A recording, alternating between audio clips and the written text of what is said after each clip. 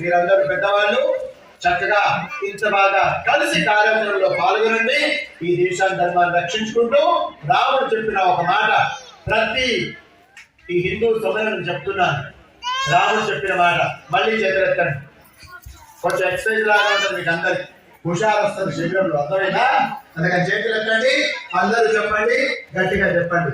రాముడు చెప్పిన మాట ఇది, నేను చెప్పింది కాదు, సినిమాలో ఎన్టీఆర్ డైలాగ్ కాదు, అర్థమైనా? అందరూ చెప్పండి, జనని జనని. నేను సౌండ్ రాకపోతే మైక్ వదిలేస్తాను, ఇష్టం. మీ గొంతు నాకు వినిపించాలి.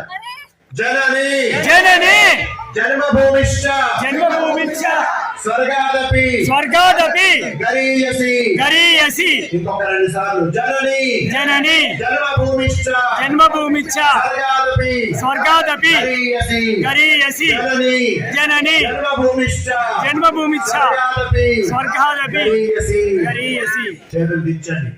ఎంత మంచి మాట చెప్పారు మీకు తెలుసా? ఈ మాటని రాముడు వారు చెప్పారు. ఎప్పుడు చెప్పారు తెలుసా?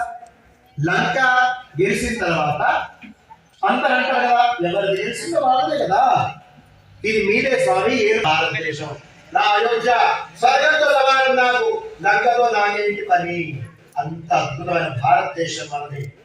ఏమిటండి భారతదేశం?